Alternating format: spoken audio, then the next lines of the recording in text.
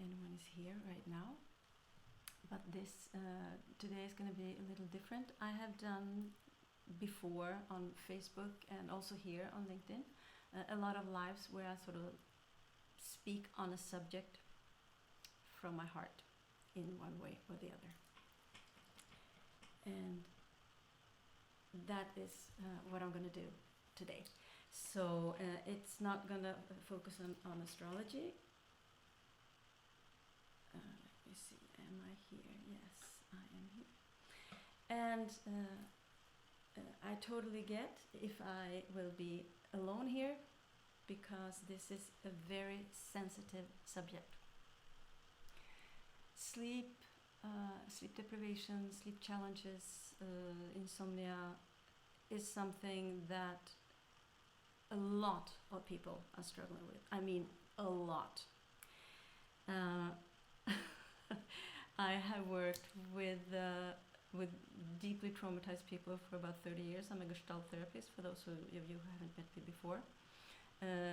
And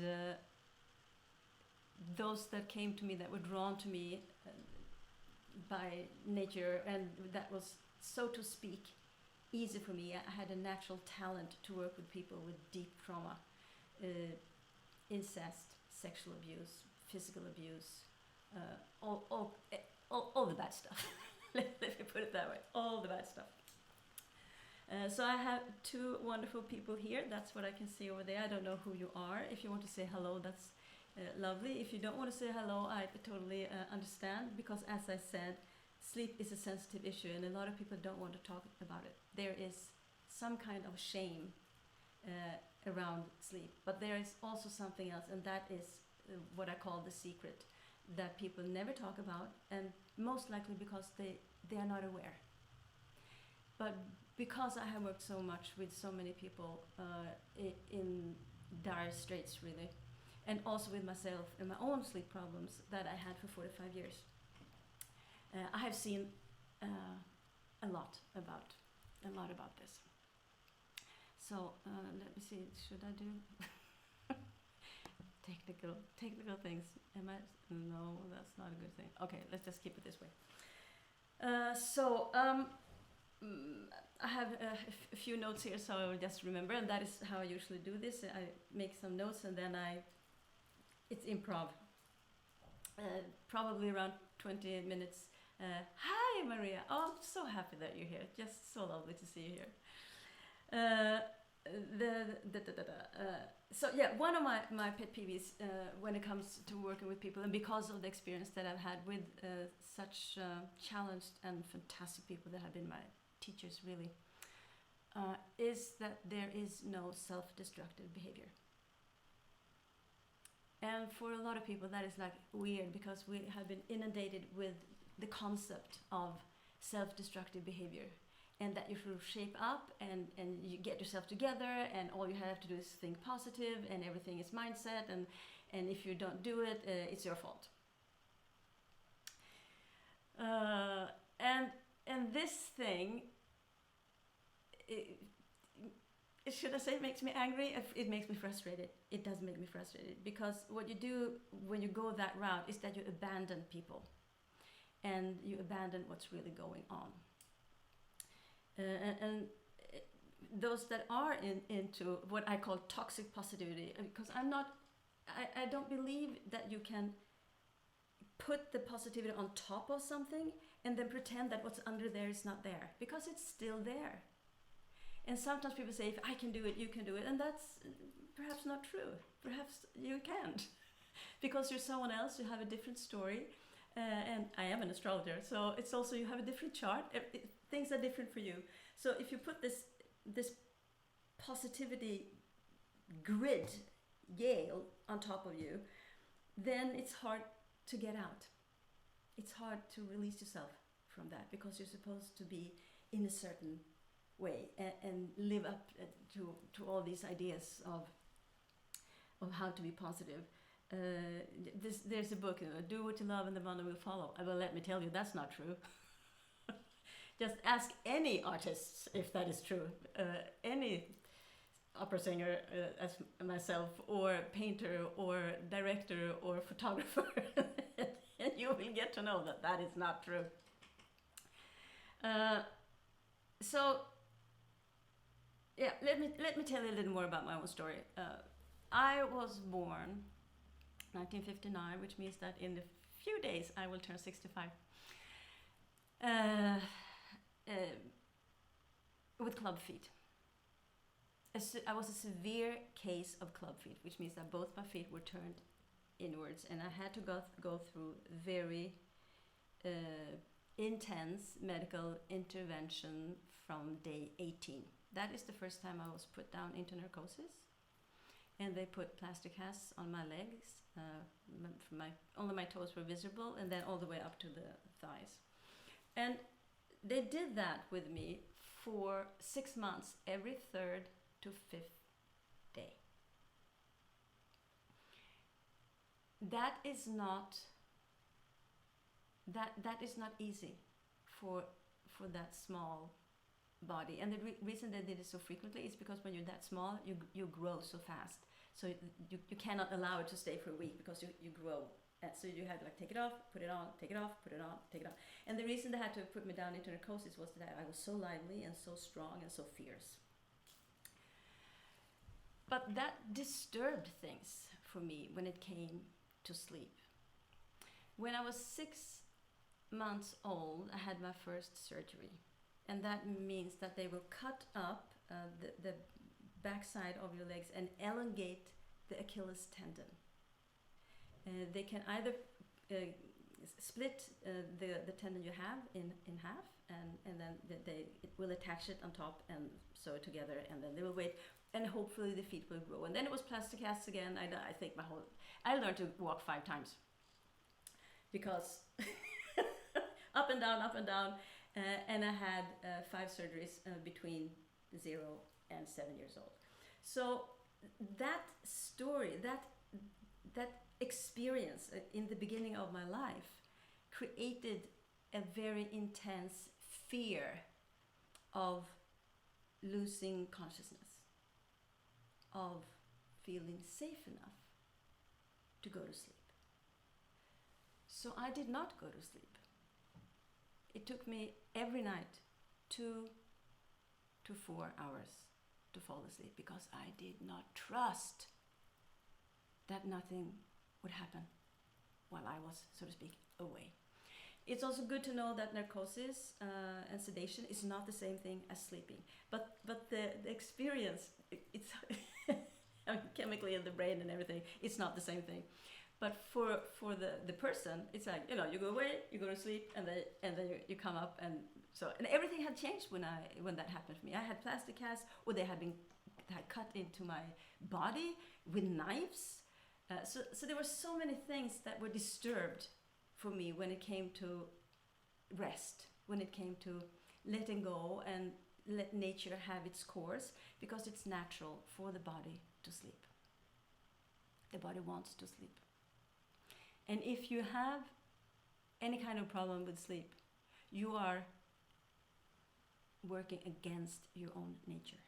You are working against what your body desires and wants and needs and is looking for to rejuvenate itself, to detoxify itself, and to live a good, healthy life that is also creating a good future.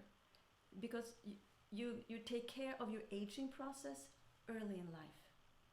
And I understood very early, I was about 15 when I realized that I have to take care of me and my body very, very diligently now, because when I get older, I will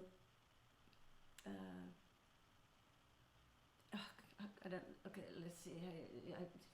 Okay, Swedish and English is right now mixing up my brain.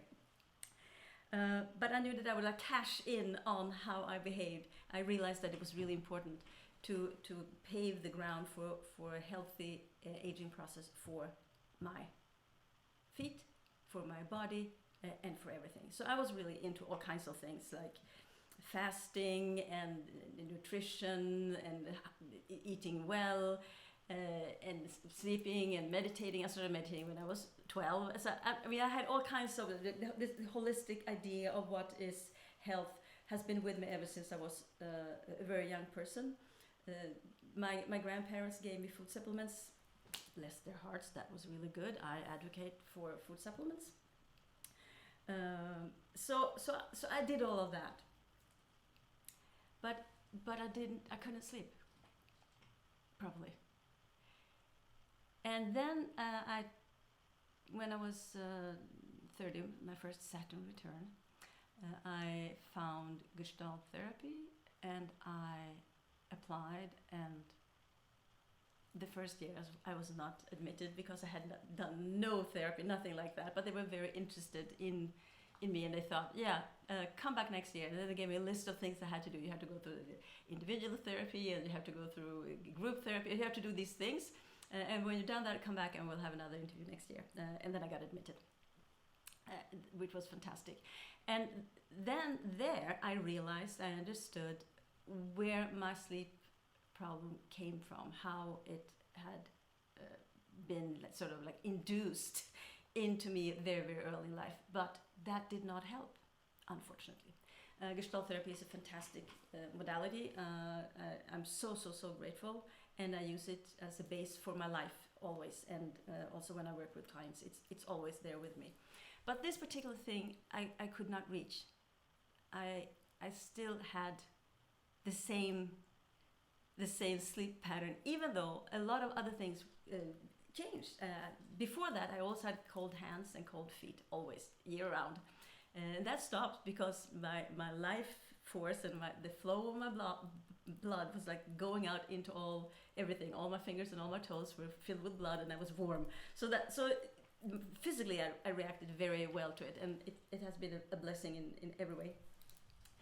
But so time went on, and eventually in 2007, I found energy modalities, energy psychology, and I was hooked right away.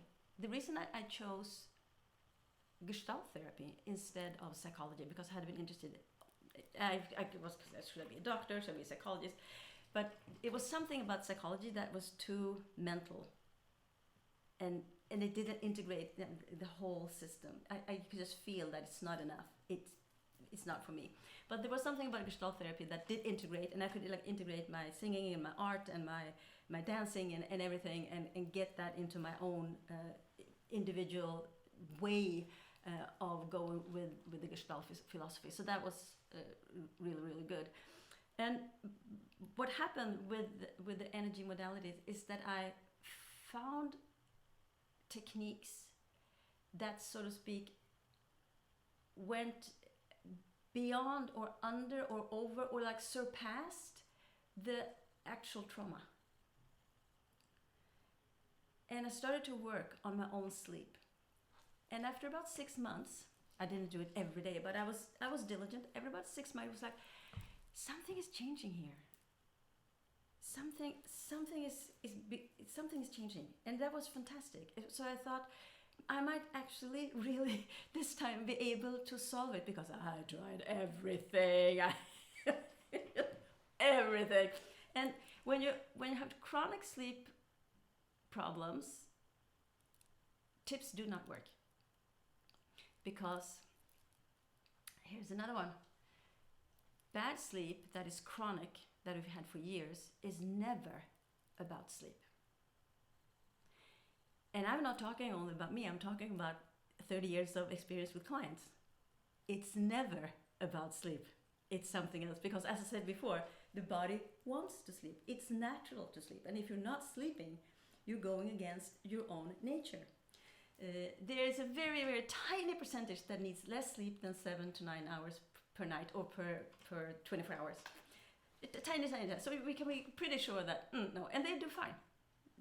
But this whole thing also like, oh, you only sleep for 4 hours. Oh, you will pay dearly when you get older. You will pay dearly when you get older. So don't fall into that trap.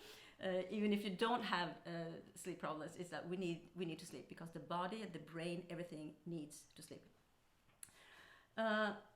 So I went into that and really worked hard on all kinds of different aspects. I worked on liberating my body from the the memories of all those sedations, of the knives, of the operations, and of the abandonment. Unfortunately, both my parents are quite narcissistic, so I was really there on my own. It was my own battle. I had to deal with it myself. And that did not help. That didn't make it easier to fall asleep and to trust that somebody would be there, because there was no one there. I was alone. It was me and the doctors and the nurses. And because I have all my medical records, I even have a note where the doctor is writing, "The girl is here by herself, but she seems to be very adequate and can answer all the questions and everything." I've never shared this before, officially. I was 5 years old, alone at the hospital to have a check-in on my feet. And I don't know who left me there, but someone left me there in the room and left. And there I was, by myself. So there was no safe space for me.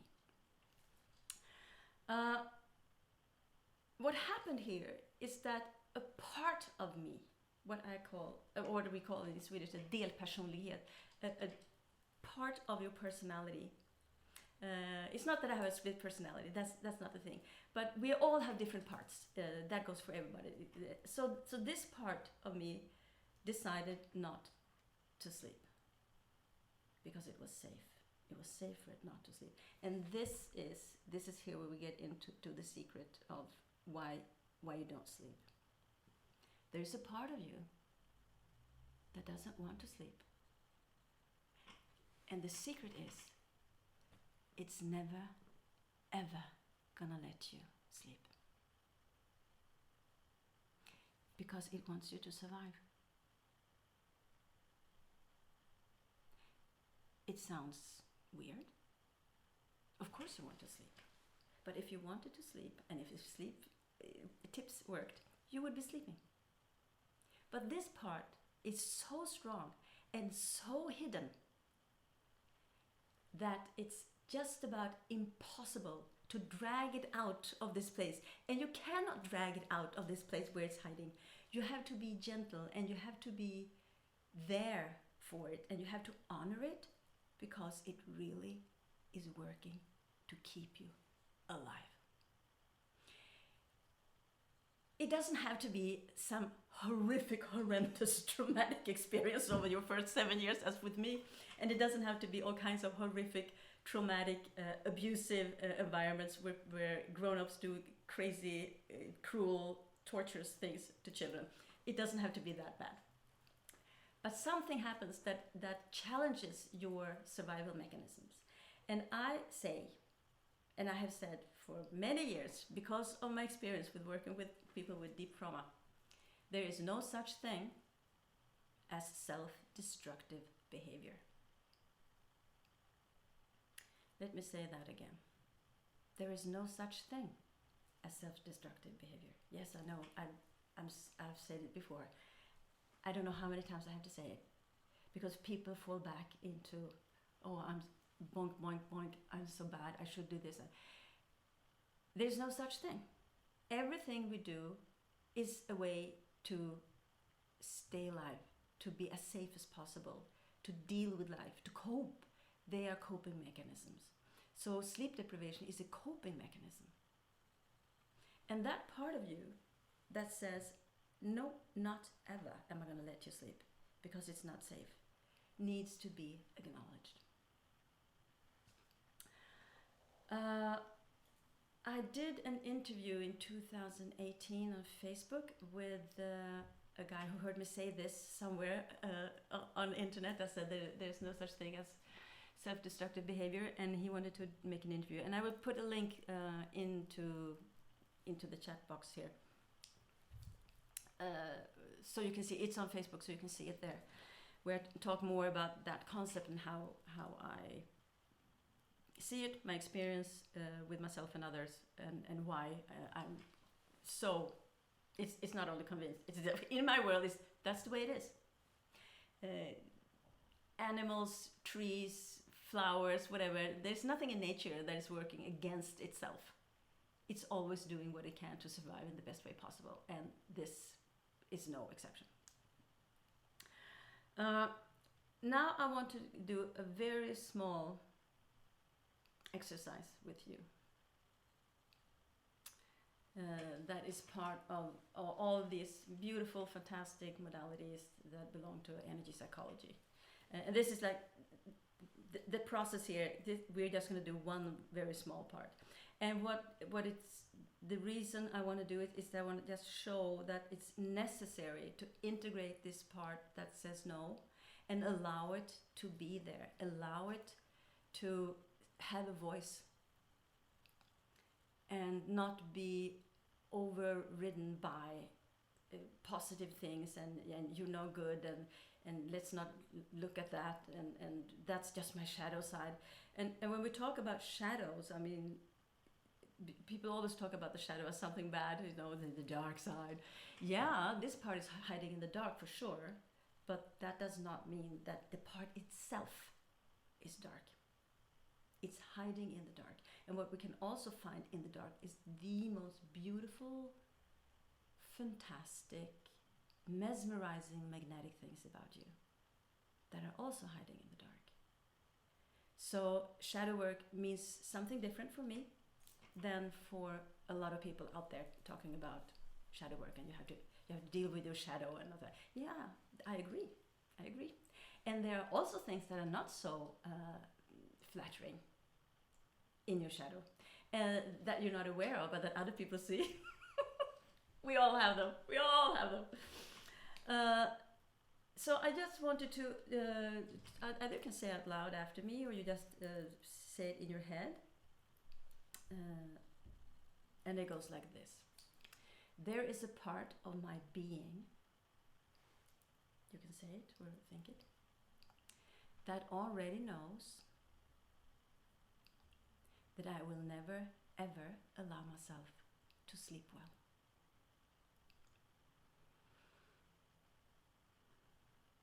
And that part of my being is willing to inform the rest of me. It is doing so now with grace and ease. My mind, body, and spirit is receiving the information now. Information transfer is now complete.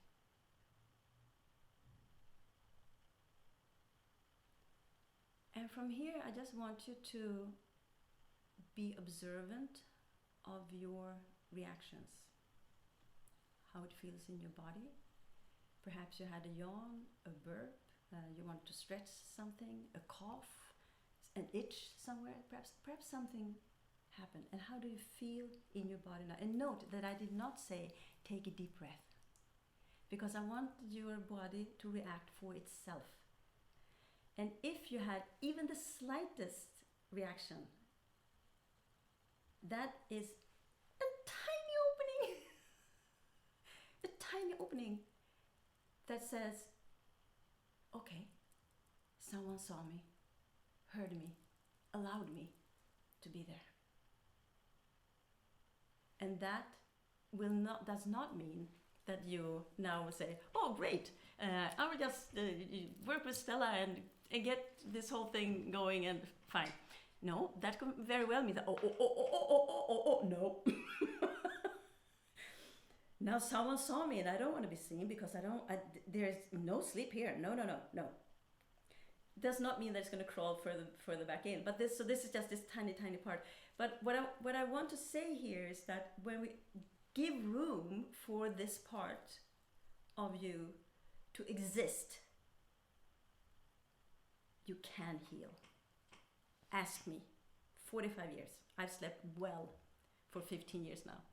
I had a period where I did other things that before the energy psychology that had to do with meditation. So it was like better, but there was something in between. But I was not, so to speak, cured. Now it doesn't matter. I have certain things that I do. I stand on a spike mat just about every night, and also I lie down on a spike mat just about every night. I like to fall asleep with a meditation, but I don't need that. I do not travel with a spike mat. I don't need anything special. It's just that it's nice and my body likes it. So that is, you also have to learn to like discern what is good for my body and what do I need to be able to sleep. And my aim for you is that you're not going to need anything because your body wants to sleep. It's natural. And if it doesn't sleep, something is there disturbing the sleep. Some little part of you is saying, no way. No way. It's not safe enough. So, I have last Monday, the 20th, I did a webinar on this, and if you would like to have the replay of the webinar, you can just DM me. We don't need any mailing lists or anything. I will just send you the link to the webinar if you want to see it.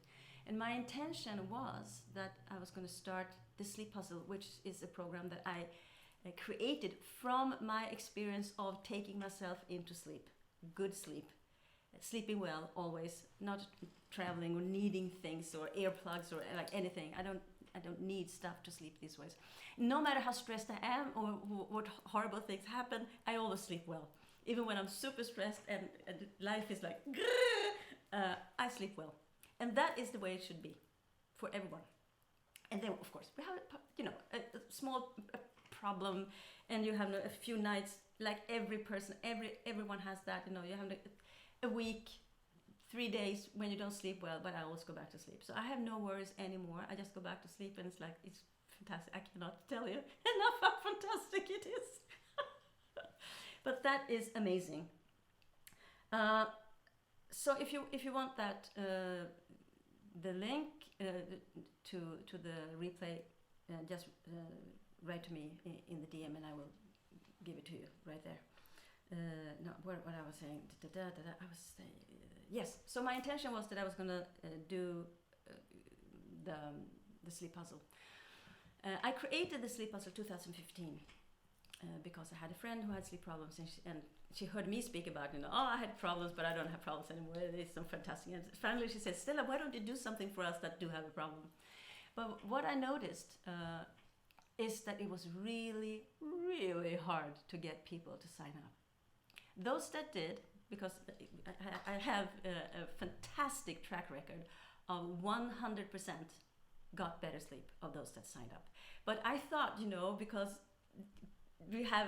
it's an epidemic and people sleep so badly, I thought, it would be a whoo, but no. People don't. And that is what got me thinking, what is it that doesn't make people want to sleep? And I also realized, no, it's not only sleep. It's the whole thing, this thing of self-destructiveness, that we do not operate from a perspective of being self-destructive. So it could be, eating too much, and this is one of my favorites, people that stop smoking and then they start eating instead. Yeah. Because it's the same thing, then just it moves a little bit into another arena, but it's the same safety measures. So my intention was that I was going to do the sleep puzzle now here, starting Tuesday, and I, having been encouraging people for several weeks to give me a call and just see, is this the right thing for you to do? And nobody showed up. No one has contacted me. It's crickets. And I know that in Sweden, 74% of the population have sleep problems. 80% of those are women. And 50% of them do nothing. They just suffer in silence. So these things, that's why I'm sitting here today talking about this and saying it out loud, There is a part of you that doesn't want to sleep, and that part needs to be honored and loved and cherished, and you need to be grateful to that part because it is keeping you alive. That is what it does. Then, of course, when you see it looks self-destructive. Someone who is on drugs, I've worked a lot with people like from the 12-step program. That has all been about surviving. It looks self-destructive, but it's a way to just hang on to life. No matter what drug it is, alcohol, morphine, amphetamine, heroin, and all these crack and modern weird drugs, all of it is about staying alive. It looks counterproductive. It is. Because of course it creates horrible, destructive effects on your life, on your body, on your relationships and everything. But deep down the core is about surviving. And that the core is the same if it's about sleep or drugs or eating or shopping or sex addiction or whatever it is. It's all the same. So I wanted to say this out loud because nobody says it, and I think one of the reasons people are not talking about it is because they're actually not aware, even the professionals. They are still stuck in the self-destructiveness. And let me say it one more time. It doesn't exist. You are not self-destructive. You are protecting yourself with this part that really wants you to stay alive and well as long as possible. So, yeah, I think that is it for today. Could have been a mouthful for some of you. I will put the link here. I hope it's going to be right. There it is. That's the link. And if you feel like perhaps I should watch that webinar after all, perhaps I should contact Stella and talk about this. Perhaps there is hope, because a lot of the time people without good sleep are also without hope. It's like, this is my life, this is my karma, nothing's going to happen, nothing will change. It's been like this forever, it's always going to be like this. Yeah. No, oh, yes, I want to say 1%, I said I had 100% success rate of the people that actually did go through the sleep puzzle. One person did not. And why? Did not do the program. I asked, did you go through the exercise? Because I asked, how was sleep going? And everybody said, oh, it's going, but no effect. And so I asked, did you do the exercises? No.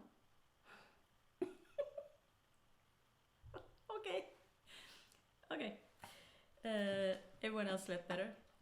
And if you don't continue to, this is also important, if you don't continue to do the work as long as you need, I was doing it for 2 years. I have shortened down the process for you if you decide to work with me. I have shortened down the process. So you will have effects much earlier. But if you stop before you're done, before you come to this position where I'm at, you will revert back. And one person reverted back so far that she didn't even remember that she had gone through the sleep puzzle. That's that little part that says you can't sleep. So, but I have it all on. I have the proof that, on video. So we know that she did go through it. But that is how powerful that part of you is that doesn't want change because it's fighting for its life. It's fighting for your life. There you have it.